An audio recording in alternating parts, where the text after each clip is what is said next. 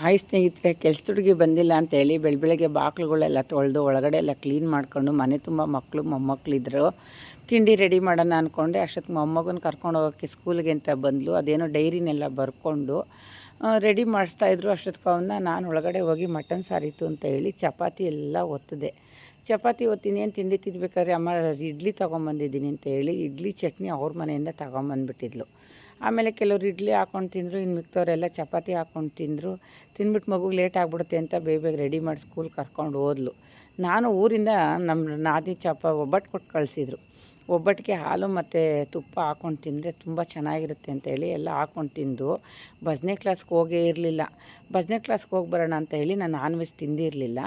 ಆಮೇಲೆ ಭಜನೆ ಕ್ಲಾಸ್ಗೆ ಹೋದೆ. ಭಜನೆ ಕ್ಲಾಸ್ಗೆ ಹೋಗ್ಬಿಟ್ಟು ಭಜನೆ ಎಲ್ಲ ಮುಗಿಸ್ಕೊಂಡು ಮಗಳು ಬೇರೆ ಊರಿಗೆ ಹೋಗ್ತೀನಿ ಅಂತ ಹೇಳ್ಬಿಟ್ಟಿದ್ಲಲ್ಲ ಅಂತ ಹೇಳಿ ಚಿಕ್ಕ ಮಗಳಿಗೆ ಬೇಗ ಬಂದರೆ ಮಧ್ಯಾಹ್ನಕ್ಕೆ ಏನು ತಿಂಡಿ ಬಿಸಿಬೇಳೆಭಾತ್ ಮಾಡಮ್ಮ ಅಂದ್ಲು. ಆಮೇಲೆ ಬಿಸಿಬೇಳೆಭಾತನ್ನ ಪಟ ಅಂತ ಎಲ್ಲ ರೆಡಿ ಮಾಡಿ ತಿಂತಿದ್ದಂಗೆ ಅಮ್ಮ ಗಂಜಿ ಹಸಿಟ್ಟು ಮಾಡಿಕೊಡು, ನಾನು ಬೆಳಗ್ಗೆ ಹೊತ್ತು ಗಂಜಿ ಕುಡಿಬೇಕು ಅಂದ್ಲು. ಸರಿ ಆಯಿತು ಅಂತ ಹೇಳ್ಬಿಟ್ಟು ಆವಾಗ ರೆಡಿ ಮಾಡಿ ಬೇಗ ಎಲ್ಲ ಹುರಿದು ಕೊಟ್ಟನ.